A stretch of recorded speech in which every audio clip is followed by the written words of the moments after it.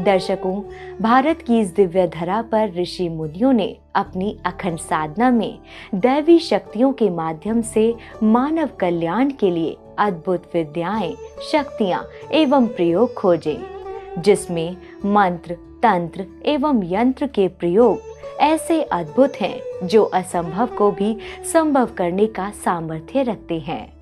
देवी शक्तियां एवं स्वयं परमात्मा भी अपनी इन शक्तियों के वश में हैं। दर्शकों, शास्त्रों में कहा गया है कि हमें जीवन में जो कुछ भी प्राप्त होता है वो हमारे प्रारब्ध के अनुसार ही प्राप्त होता है, लेकिन मंत्र आदि की साधना सिद्धि से हम उसमें अपनी कामना एवं आवश्यकता के अनुसार परिवर्तन कर सकते हैं। जैसे अपनी समस्याओं से मुक्ति, इच्छित पदार्थों की प्राप्ति, जीवन में सुख शांति, उन्नति एवं ईश कृपा की प्राप्ति आदि।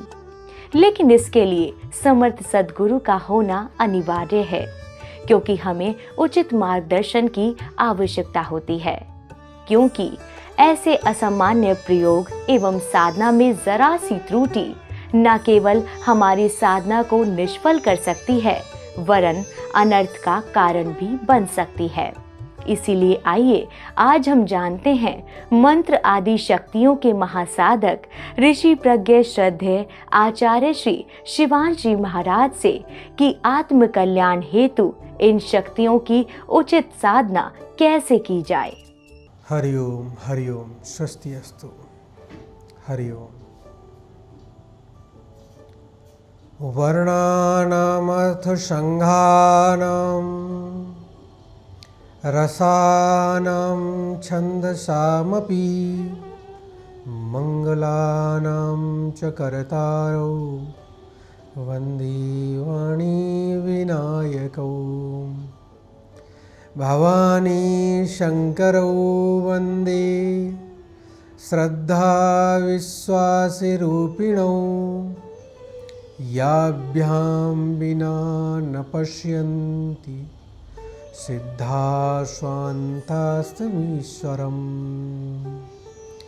वन्दे बोधमयं नित्यं गुरुं शङ्कररूपिणं।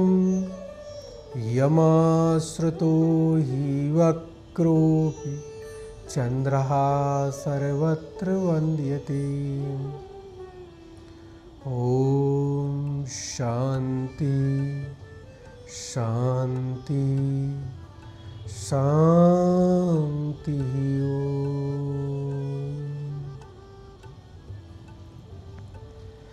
वंदनीय मातृशक्ति, धर्म जिज्ञासु सभी श्रद्धालु भक्तों, आज जीवन से जुड़ी हुई एक बहुत ही विशेष समस्या की ओर हम चलेंगे। उसके कारण और निवारण दोनों ही चीज़ों का ज्ञान हम प्राचीन ऋषियों की जो विद्याएं हैं, जो ज्ञान के अमृत कोश हैं, उनके माध्यम से उसको जानने और समझने का प्रयास करेंगे। वर्तमान युग में जबकि एक लंबे अंतराल से हमारा पूरा का पूरा जनमानस हमारे प्राचीन ऋषियों की अद्भुत विद्याओं से दूर हो चुका है, या यूं कहें कि वंचित ही हो चुका है, ऐसी स्थिति में लोग भ्रमित हैं। दूसरी बात यह है कि उन प्राचीन विद्याओं को साधना के द्वारा परिपुष्ट करके या सिद्ध करके और उसके बाद उन्हें जनहित में प्रयोग करने की जो प्रक्रिया है वो भी इस समय लगभग समाप्त ही है। उसका कारण ये है कि भौतिकवादी युग में व्यक्ति इतना अधिक आत्म केंद्रित हो गया है कि उसे केवल और केवल भौतिकता ही दिखती है। वो ये भूल गया है कि जिस भौतिकता की अंधी दौड़ में आप दौड़े जा रहे हो, उसमें तुम्हारे सामने अनेक प्रकार की बाधाएं भी आने वाली हैं और उन बाधाओं को बिना दूर किए अगर आप आगे बढ़ने का प्रयास करोगे तो वो बिल्कुल वैसे ही होगा जैसे कोई वैद्य या डॉक्टर किसी रोगी को रोग दूर करने की औषधि ना दे करके उसे कोई शक्ति बढ़ाने वाला कोई जैसे टॉनिक होता है वो दे। स्वयं सोचिए कि अगर व्यक्ति रुग्ण है, उसका शरीर रोगी है, उस रोग को दूर करने का प्रयास तो किया नहीं और उसको शरीर को बलिष्ठ बनाने के लिए, शक्तिशाली बनाने के लिए कोई ऐसी चीज़ देनी प्रारंभ कर दी कि जिससे शरीर में शक्ति बढ़े, तो क्या लाभ होगा उसका? कदापि नहीं होगा। पहले तो हमें उस रोग को दूर करना होगा और जब रोग दूर हो जाएगा, जब शरीर निरोगी हो जाएगा, तो उसके बाद तो अगर व्यक्ति को अगर टॉनिक ना भी दो तब भी वो व्यक्ति स्वस्थ रहेगा, सामान्य भोजन करके भी वो स्वस्थ रहेगा। लेकिन पहले आवश्यकता क्या है कि उस रोग को दूर करने का। हमारा आज का ये मुख्य विषय है कि हमारे जीवन में अगर कोई ऐसी परिस्थितियां आ रही हैं जो हमारे उन्नति के पथ में बाधक हैं, हमारी प्रगति को रोक रही हैं, हमारे कार्य को, व्यवसाय को या फिर लक्ष्य की ओर बढ़ते हुए कदमों को जो बाधित कर रही हैं, उसके पीछे कारण क्या है? अब आजकल जब भी कभी किसी को समस्याएं इस तरह की आती हैं और वो किसी के पास जाता है तो लोग कह देते हैं, दो तीन बातें उन्होंने याद कर रखी हैं। या तो वो कहेंगे कि आपको पितृदोष है, या कहेंगे काल सर्प दोष है, या कहेंगे कि आप पर तो शनि की जो है 7.5 चल रही है, केतु ठीक नहीं है, राहु की दशा है। ये 4-5 बातें ऐसी सामान्य हैं, कॉमन हो चुकी हैं कि जिनको सभी बता देते हैं। कोई कम पढ़ा लिखा भी है, कोई सेवक है, मंदिर का पुजारी है, या कोई वैसे भी कोई वो भी बता देता है कि हाँ ये समस्या है। अब समस्या ये आती है कि अगर इस तरह की समस्या है, उसने कहा, आपने सुना, आपके मन में एक चीज़ स्थापित हो गई कि ये समस्या मेरे जीवन में है। अब वो समस्या जितनी है उससे जितना आपको पीड़ा, कष्ट, बाधा होगी, उससे भी अधिक कहीं कष्ट और पीड़ा, बाधा, समस्या इस चीज़ से होगी कि जो उसने कहा था वो बार बार आपके मस्तिष्क में आएगा तो आप सोच करके इस चीज़ से बहुत ही व्यथित होंगे, बार बार बेचैन हो जाएंगे। अरे पितृदोष है, क्या करूं इसके लिए, पितृदोष है। अब आपके पास कोई ऐसा साधन भी नहीं है कि जिसमें आप ये निश्चित कर पाओ कि वास्तव में ये जो बताया गया है ये है भी या नहीं भी है।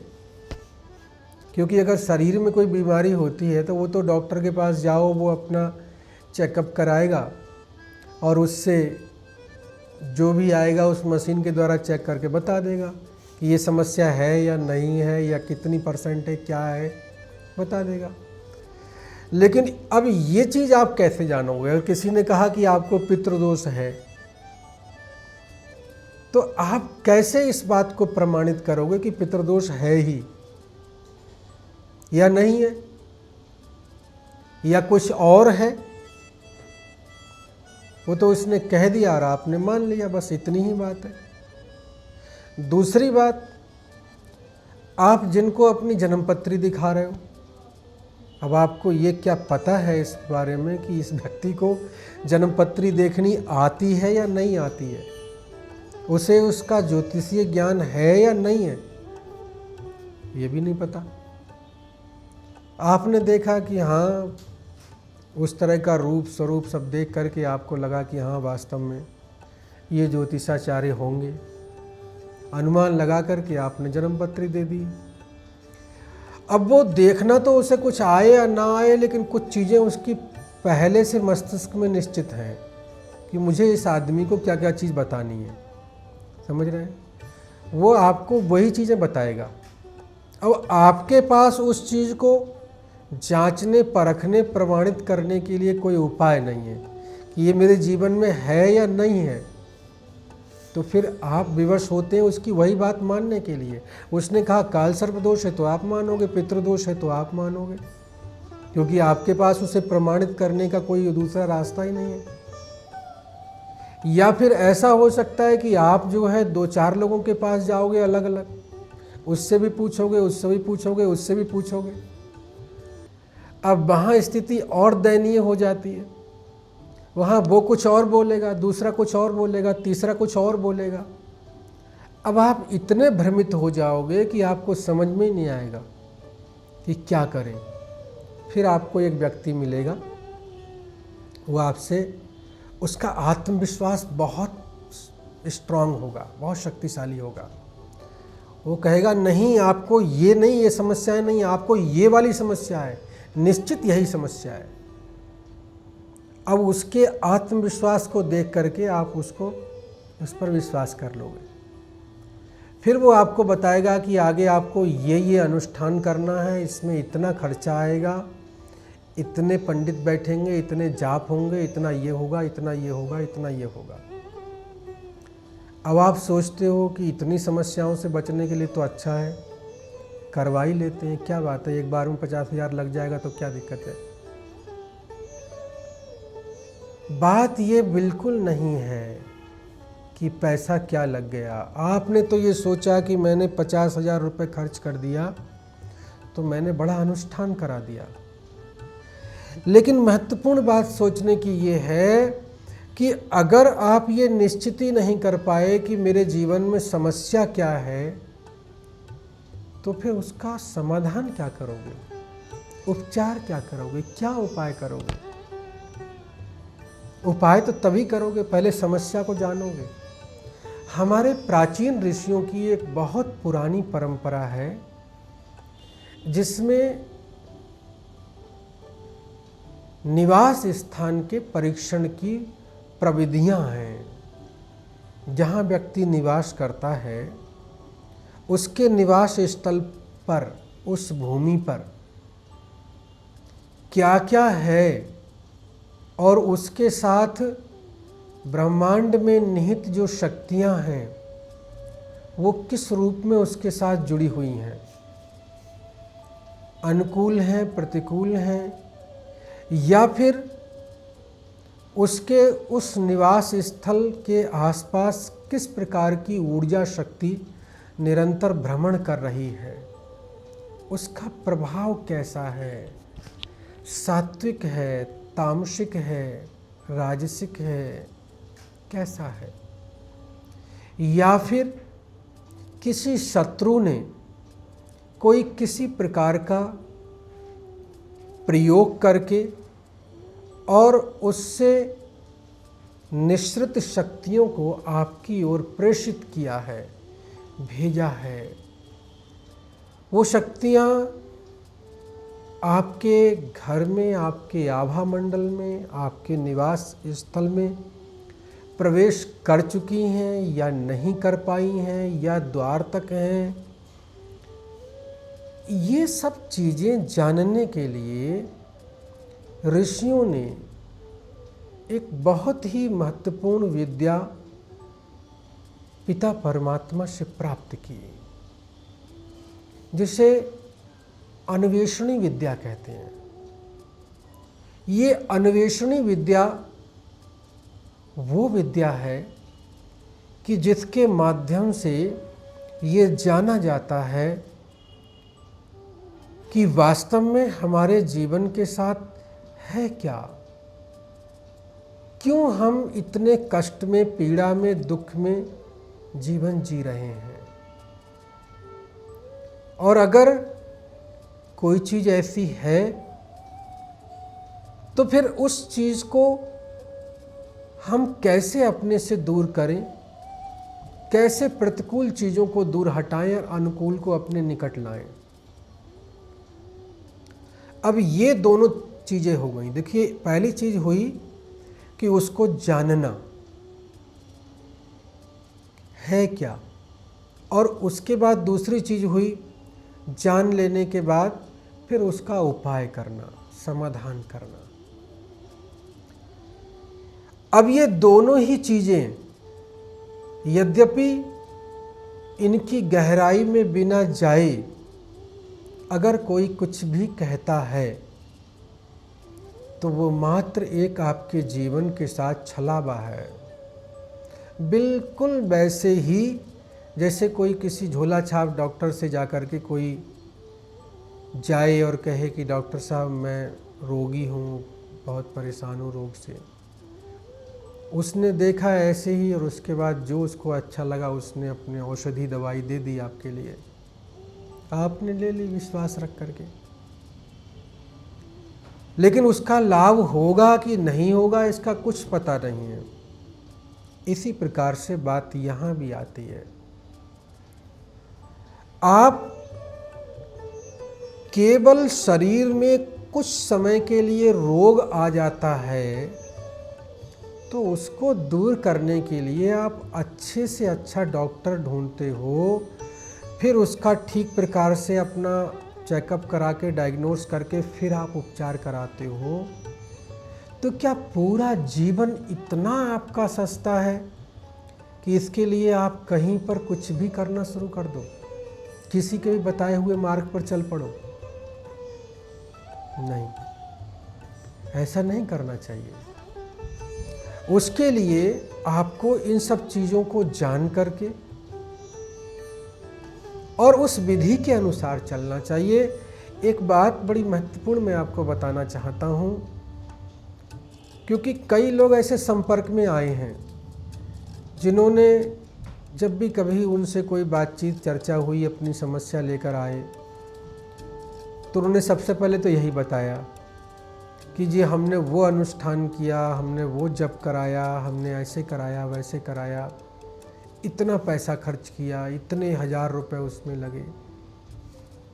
एक बात मैं आपको स्पष्ट करना चाहता हूँ।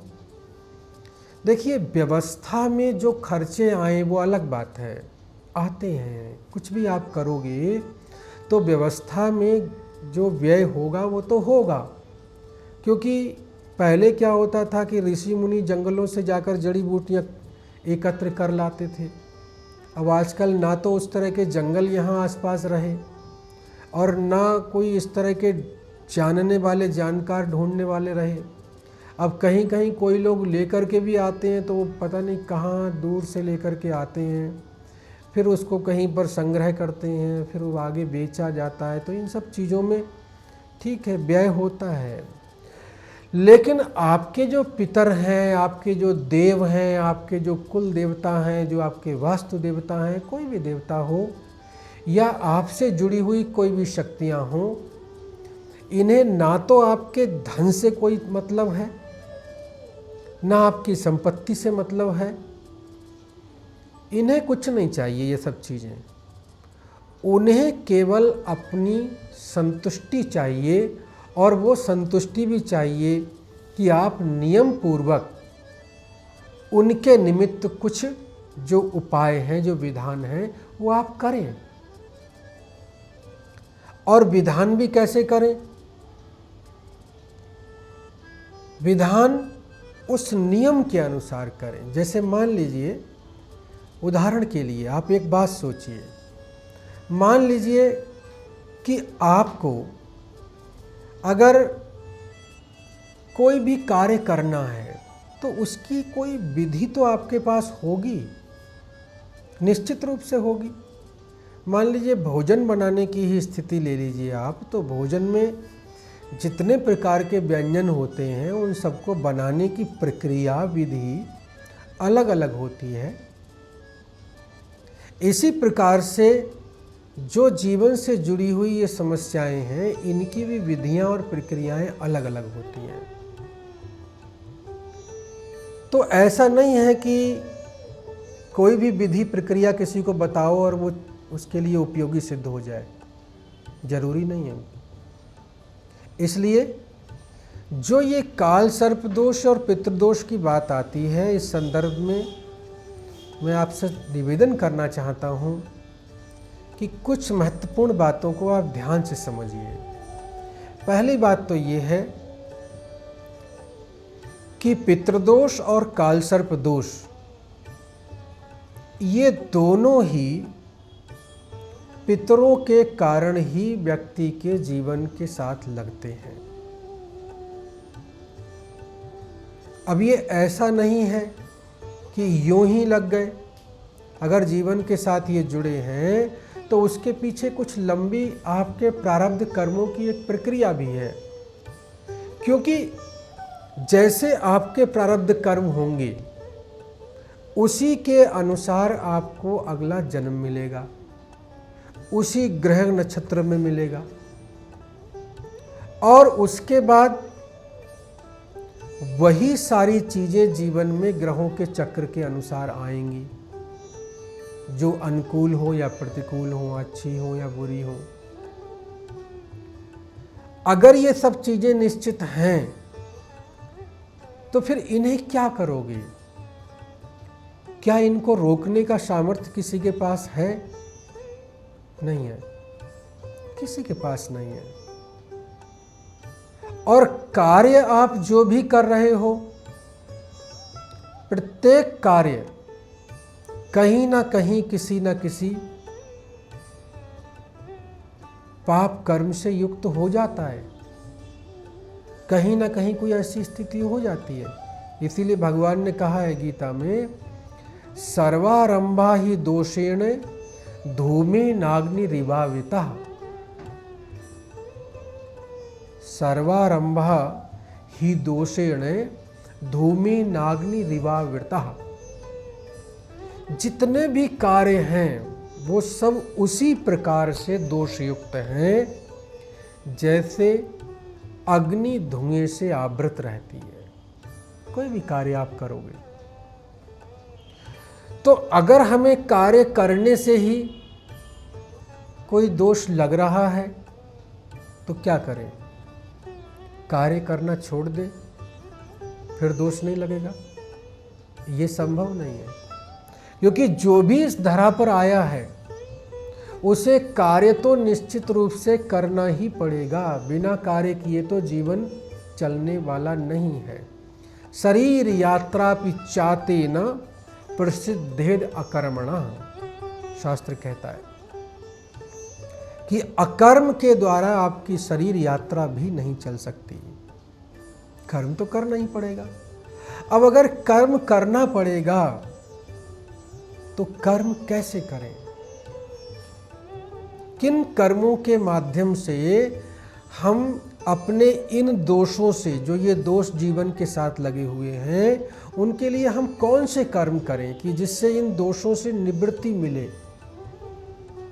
देखिए, हमारे वेदों में एक बहुत बड़ा भाग है कर्मकांड। वो है ही इसलिए, उसका उद्देश्य ही यही है कि अगर जीवन में कोई बाधाएं आ रही हैं तो उन बाधाओं को कैसे हम कम करें, शांत करें, शमन करें और अगर हमारी कोई कामना है, कोई इच्छा है, कुछ हम पाना चाहते हैं, तो उसको प्राप्त कैसे करें? क्योंकि मानव जीवन है तो कुछ ना कुछ इच्छाएं, कामनाएं तो होंगी होंगी, निश्चित बात है। 3 प्रकार की इच्छाएं होती हैं। पहली होती है पुत्रेषणा, पुत्र प्राप्ति, संतान प्राप्ति। दूसरी होती है आपकी धन के प्रति इच्छा, धनेषणा। और तीसरी होती है लोकेषणा, संसार में प्रसिद्धि पाना, यश हो। ये 3 इच्छाएं व्यक्ति को जीवन पर्यंत प्रभावित करती रहती हैं। व्यक्ति निरंतर यही सोचता है, जिसको पुत्र नहीं है उसको पुत्र चाहिए, जिसके पास धन नहीं है उसे धन चाहिए, जिसके पास समाज में प्रतिष्ठा सम्मान नहीं है तो उसको वो चाहिए। अब व्यक्ति पूरा जीवन इनके पीछे लगा देता है। ये कामनाएं होती हैं, लेकिन इन कामनाओं को पूरा कैसे किया जाए? अब इसके साथ साथ एक तो पूरा करने के लिए प्रयास, और ऊपर से प्रारब्ध कर्मों के अनुसार जुड़ी हुई बाधाएं वो भी साथ में है, जैसे पितृदोष, काल सर्प दोष। अब इनका समाधान कैसे हो, उसके लिए हमें क्या करना चाहिए कि इनके स्वरूप को जानना चाहिए कि पितृदोष है तो वो कौन से प्रकार का है, किस रूप में प्रभावित कर रहा है हमें, और उसके लिए हमें समाधान किस तरह करना चाहिए। क्योंकि पितृदोष का समाधान जो पितरों के निमित्त होता है, उसमें विधि, प्रक्रिया, समर्पण ये महत्वपूर्ण होता है। महत्वपूर्ण ये नहीं होता है कि आपने कितने उस पर धन खर्च किया, कितने पैसे खर्च किए। अगर वो चीज़ आपको समझ में आ गई और आपने उसका स्वयं अपने आप तरीके से कर लिया, नियम से कर लिया, तो आप ये निश्चित मानिए कि पितरों को संतुष्टि मिलेगी।